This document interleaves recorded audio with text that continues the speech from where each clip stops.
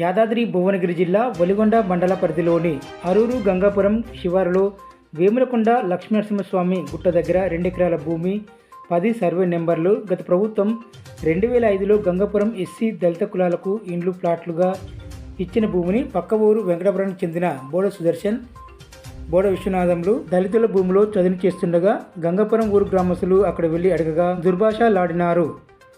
అతనిపై చట్టరీత్యా చర్యలు తీసుకుని ఎస్సీ దళితులకు భూమి ఇప్పించారని జిల్లా కలెక్టర్కి వినతిపత్రం అందజేశారు.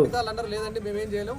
యాదాద్రి భువనగిరి జిల్లా కలెక్టర్ గారి దగ్గరికి వెళ్ళి వారి సమక్షంలో ఈ సమస్య ఉంచినట్టయితే మీకు పరిష్కారం దొరుకుతుందని చెప్పడంతో మేము ఇక్కడికి వచ్చాం. కలెక్టర్ గారికి వినతి పత్రం సమర్పించాం. సో వారు మాకు న్యాయం చేస్తారని మేము ఆశిస్తూ ఇటు ఉన్నటువంటి వీళ్ళందరూ దాదాపు ఒక 50 కుటుంబాలు నిరుపేద దళితులు. మా పిల్లలు స్కూల్కి వెళ్ళడానికి కూడా అక్కడ నుంచి రవాణా సౌకర్యం లేదు, మంచినీటి సౌకర్యం లేదు. కనీసం ఒక అత్యవసర పరిస్థితుల్లో ఒక వ్యక్తిని ఆసుపత్రికి తీసుకెళ్దామంటే కూడా రోడ్డు బాగాలేని స్థితిలో ఉన్నాం.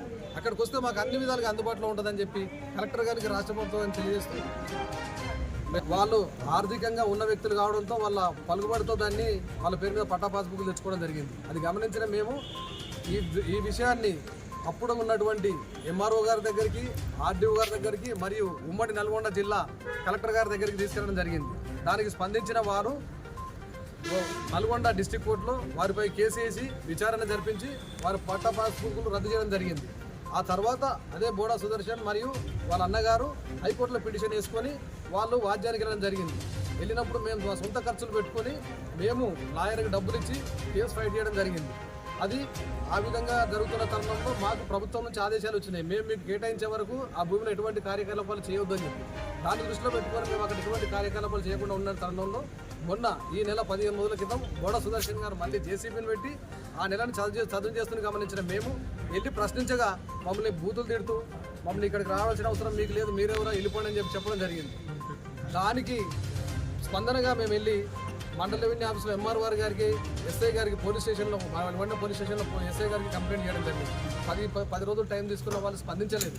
స్పందించని కారణంగా ఆర్డీఓ చౌటుపల్లి గారి దగ్గరికి వెళ్ళి అడగడం జరిగింది. ఆయన ఏమన్నారంటే మాకు కోర్టు నుంచి మాకు ఆదేశాలు అందాయి, అది 2 నెలలలోపు బోడా సుదర్శన్ గారికి తిరిగి పట్టా పాస్బుక్లు మంజూరు చేయాలని వచ్చింది. ఆ విధంగా మేము చేయాల్సి ఉంటుంది, మీరు అడ్డు చెప్పడానికి వీల్లేదని చెప్పారు. అయితే మేము అడిగాం, సార్ మరి మేము ఇంత కష్టపడ్డాం, మా ఆశ మొత్తం నిరాశ అయిపోయింది, ఎట్లా మరి మీకు వచ్చిన ఆదేశాలు మాకు కాపీ చేయండి అని అడిగినాం. అడిగితే ఇవ్వడం జరిగింది. తీసుకెళ్ళి మేము లాయర్ని సంప్రదిస్తాయని చెప్పారు. అట్లాంటిది ఏం లేదు. ఆయన పట్టా పాస్బుక్లు రద్దు చేసినప్పుడు ఆయన దగ్గర సమగ్రంగా విచారణ జరపకుండా చేసినట్టు మా దృష్టికి వచ్చింది. కాబట్టి మళ్ళొకసారి ఆ విచారణ జరిపించి ఇవాళ వద్ద తేల్చండి అని చెప్పిందంటే ఇవ్వమని లేదని చెప్పడం జరిగింది.